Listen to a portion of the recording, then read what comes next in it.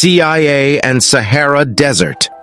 When you come to think about it, it's hard to fathom that one of the most secretive agencies in the world would have something to do with one of the most barren landscapes in the world.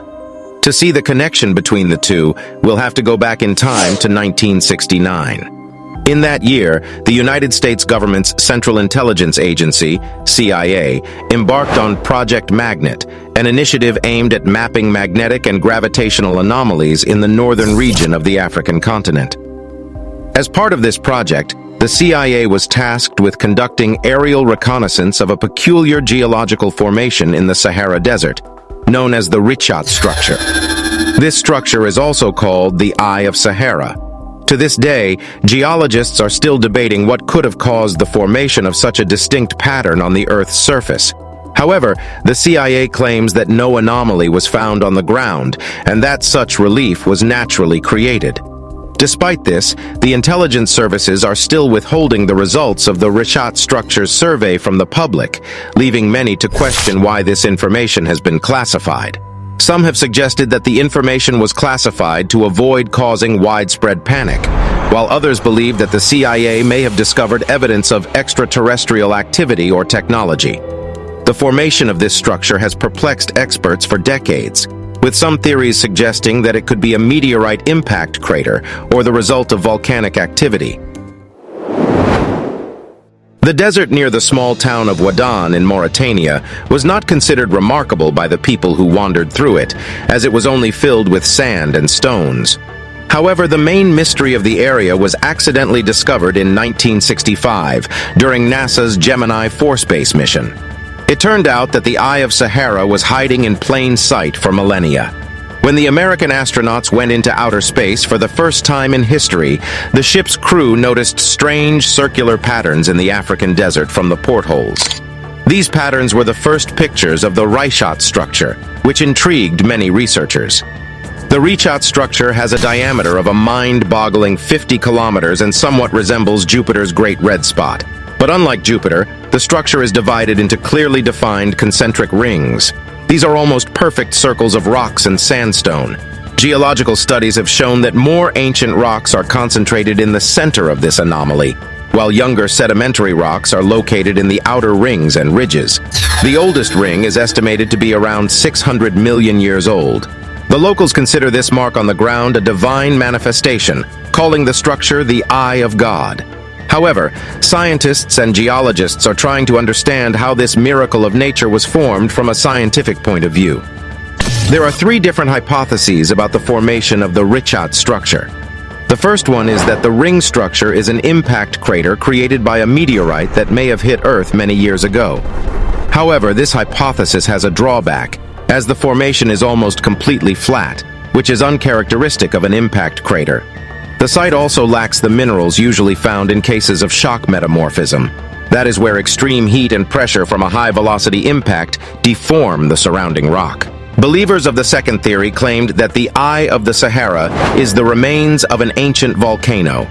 Around 100 million years ago, there was the separation of Pangaea, a supercontinent that had previously united almost the entire land of Earth. In the process of tectonic shifts on the newly formed African continent, molten rock rose and formed a dome. Over the next millions of years, land surfaces were exposed to erosion, and as the dome subsided, circular ridges were left behind because different rock types inside it weathered at different speeds. However, this assumption can also be refuted, as no volcanic rocks were found there. Moreover, both versions did not even consider the interesting fact that 5,000 years ago, the Sahara Desert was underwater, which makes it even harder to believe considering the current arid environment. The third theory is the most extraordinary, and might even be considered as bizarre.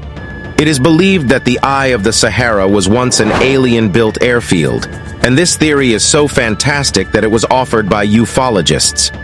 While this theory may seem insane to some, it is not as insane as the actions of the CIA regarding the research of the Richat structure.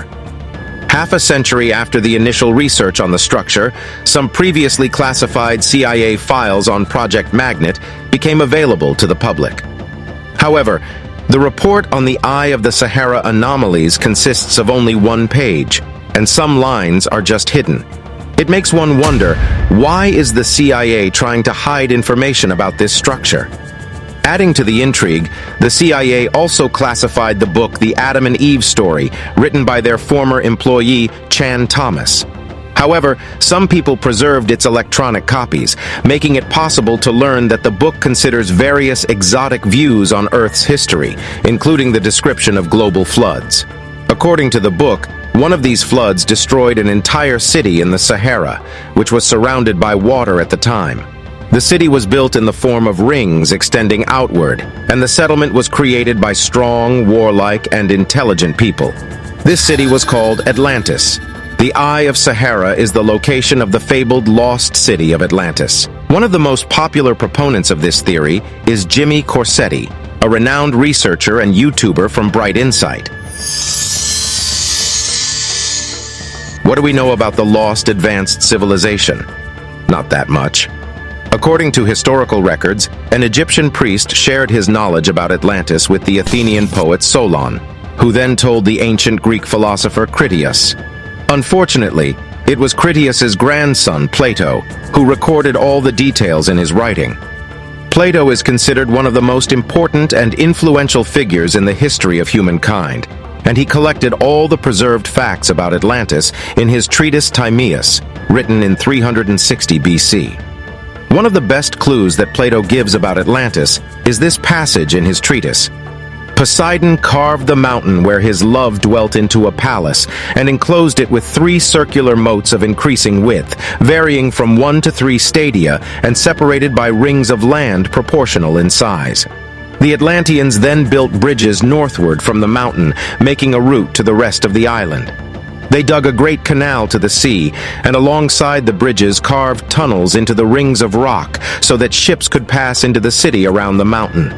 They carved docks from the rock walls of the moats. Every passage to the city was guarded by gates and towers, and a wall surrounded each ring of the city. The problem with Plato's account is that he was only told about the last years of Atlantis's existence. He knew nothing about how the city was formed. This information is only preserved in myths and legends. According to one such myth, the Greek god of the sea, Poseidon, once came across Atlantis. He walked the world to find the biggest island and found exactly what he needed in Atlantis. It was here that he also found his true love, a girl named Cleito. Cleito was so beautiful that Poseidon was worried someone else would fall in love with her and steal her away. To prevent this from happening, Poseidon built a palace and enclosed it with 3 circular moats of increasing width. Poseidon and Cleito had 10 children, and one of them was named Atlas. Atlas became the king of Atlantis, and the Atlantic Ocean was named after him. All the inhabitants of Atlantis were demigods, and there were no equals. While we may never know for sure if this lost city did exist, there are some striking coincidences between Plato's account of Atlantis and reality. According to Plato, the island on which Atlantis was located was enormous, similar in size to modern-day Iceland. The city itself was arranged in concentric rings with a holy temple dedicated to Poseidon and his love, Cleito, at the center, surrounded by a wall made of gold. The Atlanteans were renowned for their ingenuity, and they used it to create a complex defense system that protected the settlement.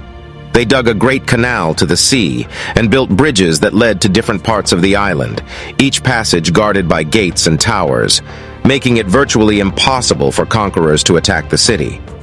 According to Plato, Atlantis was a self-sufficient city, growing its own food on fertile land and raising domesticated animals.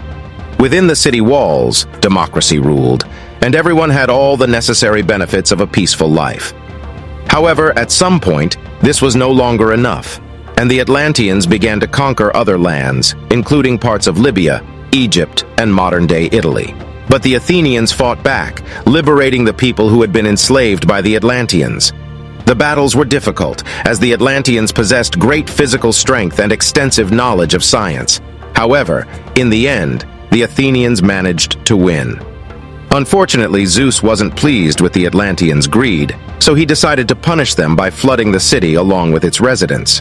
While this story may seem like a pure myth, there may be some truth behind it.